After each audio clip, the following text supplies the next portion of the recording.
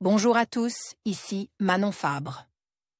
Bienvenue sur ma chaîne, où on explore ensemble le monde des aliments, leur composition et les critiques qui en découlent. Si vous voulez mieux comprendre ce que vous mangez et faire des choix éclairés, n'hésitez pas à vous abonner pour rester informé. Prêt à découvrir? C'est parti. Bonjour à tous. Dans cette vidéo, je vais vous parler d'un sujet qui touche de nombreuses personnes, l'allergie à la cerise. Je vais vous expliquer ce qu'est cette allergie, ses symptômes, et comment la diagnostiquer. Nous aborderons également les précautions à prendre pour éviter les réactions allergiques et les alternatives aux cerises pour ceux qui en souffrent. Restez avec moi pour tout savoir sur ce sujet important et mieux comprendre cette allergie.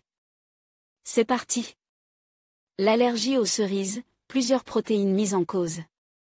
Comme pour tout allergène, il n'existe pas une seule, mais plusieurs allergies à la cerise, selon la protéine incriminée dans la réaction allergique. On n'est pas allergique à un aliment ou à un allergène, mais à une protéine qui le compose parmi de nombreuses protéines qu'il contient, explique le Dr Cotet.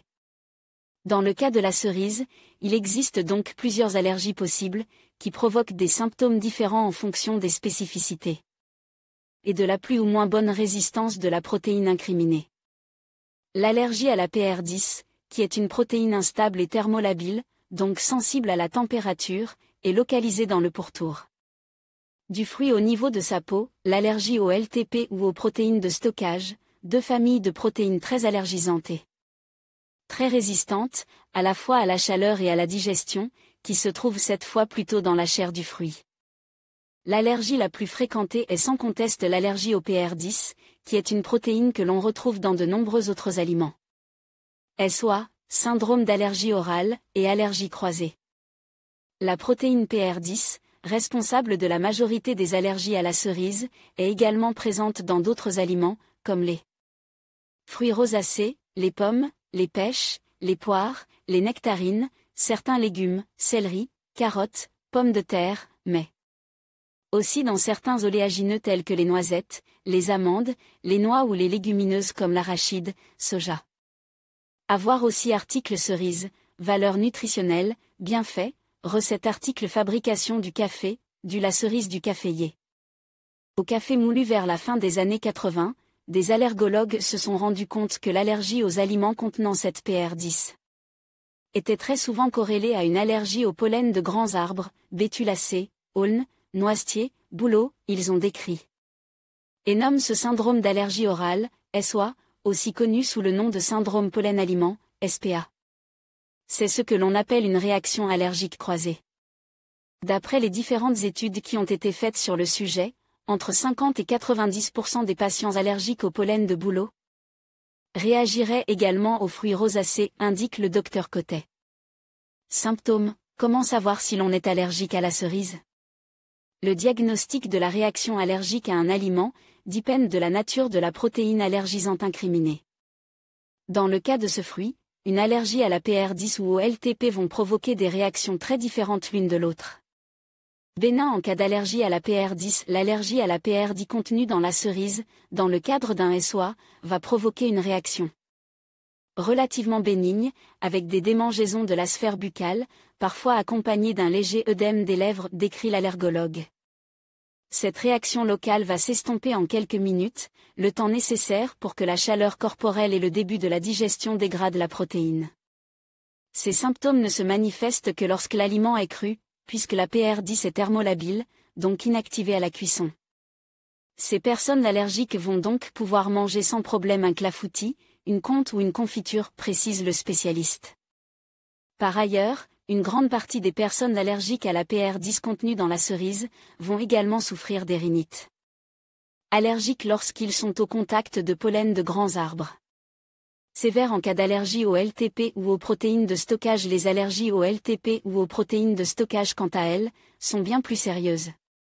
Ces deux protéines sont très résistantes et leur ingestion provoque un risque élevé de réactions sévères pouvant aller jusqu'au choc anaphylactique. Les patients allergiques à ces protéines doivent avoir toujours sur eux de l'adrénaline en cas d'ingestion involontaire, précise le Dr Cotet. Comment soigner l'allergie à la cerise? On a longtemps pensé qu'en cas d'allergie alimentaire, la seule solution était l'éviction du ou des aliments incriminés. On sait aujourd'hui que ça n'est pas du tout le cas pour le SOA, bien au contraire. Allergie à la PR10, augmenter son seuil de tolérance lorsque l'allergie à la cerise est liée à la PR10, les réactions allergiques sont presque toujours bénignes et sans risques anaphylactiques. On recommande donc aux patients de ne pas supprimer l'aliment concerné, mais au contraire de s'y exposer à des doses progressivement plus élevées, afin d'augmenter leur tolérance, explique le Dr Cotet. Pour l'allergie à la cerise, la personne allergique va donc pouvoir mettre en place un protocole de désensibilisation, en mangeant progressivement un quart de cerise, puis un demi-cerise, puis une cerise entière, jusqu'à tolérer de nouveau l'aliment. À savoir, les fruits bio occasionnent davantage de réactions allergiques que les fruits non bio, car les pesticides ont tendance à altérer la PR10 localisée en surface du fruit, note l'allergologue. Attention aux cofacteurs aggravants. Attention cependant, on s'est récemment aperçu qu'il existait des cofacteurs, non alimentaires, qui étaient capables de potentialiser la réaction allergique en facilitant la dissémination de l'allergène dans l'organisme, et en provoquant parfois une réaction grave. Les cofacteurs aggravants sont très variables, ils peuvent être la pratique d'un sport, une grande fatigue, de la fièvre, la prise d'anti-inflammatoires non stéroïdiens, la consommation d'alcool ou encore les menstruations.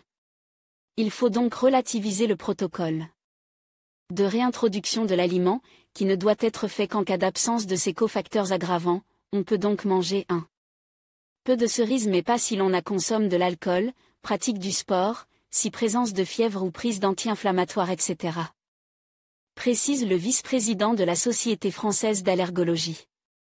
En cas de rhinite allergique associée, envisagez la désensibilisation en cas de SOA avec des allergies croisées au pollen de bouleau.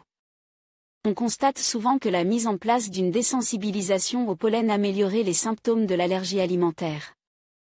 On manque cependant d'études scientifiques qui valident cette constatation empirique, l'enjeu est donc de monter ces années à venir des études visant à mesurer l'impact de l'immunothérapie en cas d'allergie alimentaire croisée, explique le Dr Cotet. Allergie au LTP ou aux protéines de stockage, l'éviction absolue. Enfin, concernant les allergies plus sévères, au LTP ou aux protéines de stockage, il n'existe aucun traitement de désensibilisation. La seule solution est cette fois l'éviction totale de l'allergène, qu'il soit cru, cuit ou en préparation. Et le patient doit avoir toujours sur lui une trousse d'urgence avec de l'adrénaline injectable en cas de contact, insiste l'allergologue. En conclusion, l'allergie à la cerise est une condition qui peut affecter de nombreuses personnes, provoquant des symptômes variés, allant de l'inconfort léger à des réactions plus graves. Il est essentiel de reconnaître les signes de cette allergie et de consulter un professionnel de santé pour un diagnostic approprié. En évitant les cerises et en étant conscient des produits qui peuvent en contenir, il est possible de gérer cette allergie efficacement.